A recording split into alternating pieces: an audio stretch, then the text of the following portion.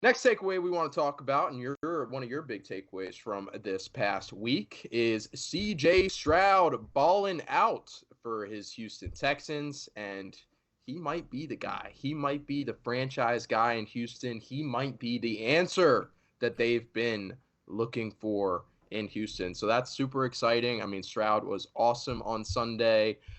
What did you see that made you super excited about the future in Houston, man?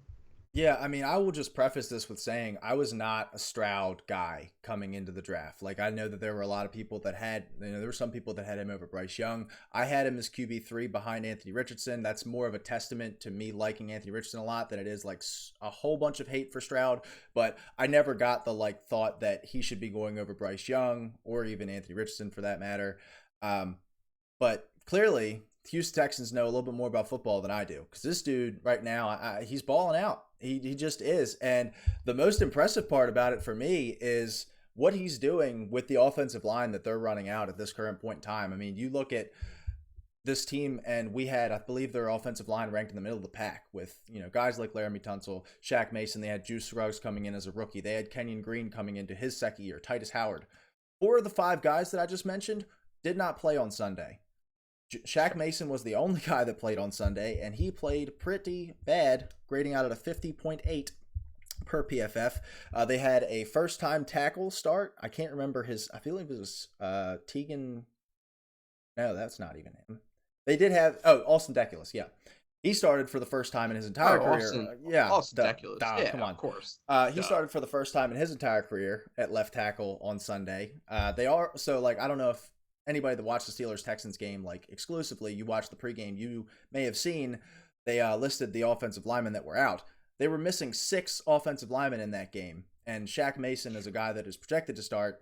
He did end up starting at guard, so that means 4 starters and their 2 best backups were missing in that game against the Pittsburgh Steelers front, which we widely consider, even with no Cameron Hayward, to be one of the 3 or 4 best defensive fronts. T.J. Watt's been, he's got 6 sacks on the year. He didn't have a sack at all on Sunday. I don't think Alex Highsmith did either. And just the out of structure stuff that CJ Stroud's been doing, I didn't see any of that really on tape. And when I did, my mistake, I kind of just dismissed it as, okay, well, he's got this Ohio State offensive line. He may not be walking into that in the NFL. And once that's gone, also the weapons thing, we talked about it this offseason. Houston's weapons are really rough. You look at Nico Collins, Were Tank really rough. Dell, Damian Pierce, Dalton Schultz. You don't think, wow, we could be talking about a group that has a lot of offense production. Man, these guys are balling as well. Not only do I want to talk about CJ Stroud, I just want to talk about the Texans as a whole, honestly.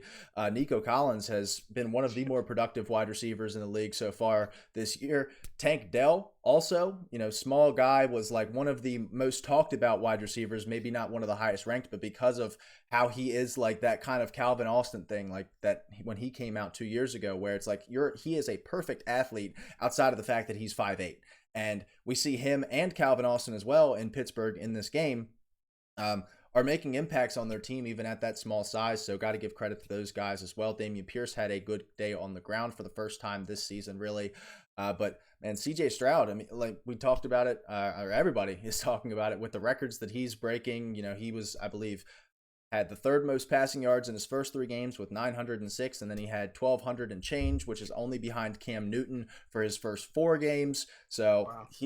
he's balling out, and this Texans, this isn't like he's walking into San Francisco where he can just deal to these playmakers and sit behind this good offensive line. He's doing this. He's doing this by himself, and what Anthony Richardson's doing in Indianapolis is great. I think Bryce Young off to a bit of a slow start in Carolina, but I think CJ Stroud, maybe you throw Bijan Robinson in there as well, and I think those are the 2 front runners for Offensive Rookie of the Year right now. And I think Houston, just 2 years after getting rid of Deshaun Watson, has found their answer at quarterback. Yeah, and that's awesome for Texans fans, obviously. And not only do you have a guy that's playing out of his shoes right now, but you also have a leader going forward into the future. I mean, you saw the post-game press conference from CJ Stroud, but if you didn't, he was talking about how we want Texans fans to be proud.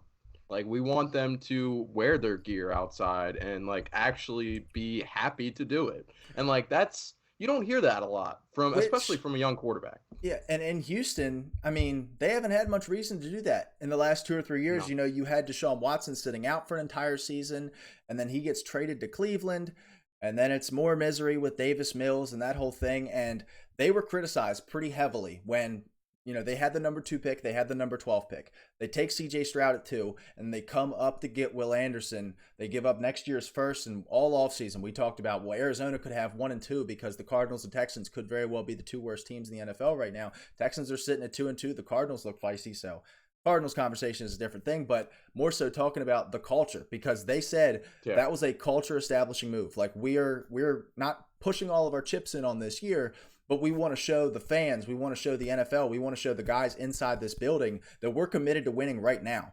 And we can get a Will Anderson in here in addition to a CJ Stroud, 2 of the 3 best players in this class draft-wise. And Will Anderson had a great day as well. And I just think, you talked about it with Stroud. He seems like a culture shifter. Will Anderson seems like a culture shifter. D'Amico Ryans coached a great game defensively. Yeah. Bobby PFF Bobby. Bobby Slovitz coming over, bringing in that Shanahan system. He coached a great game, and he's leading CJ Stroud here.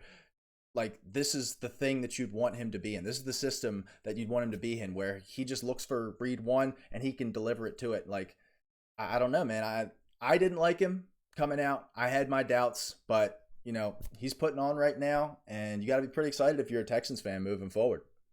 Oh yeah, for sure.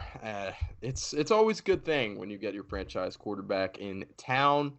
I don't know if we have ours yet. You don't know if you have yours yet. No. So happy to see another franchise finally get their franchise guy. I guess Enjoy something we can't. Yeah, exactly.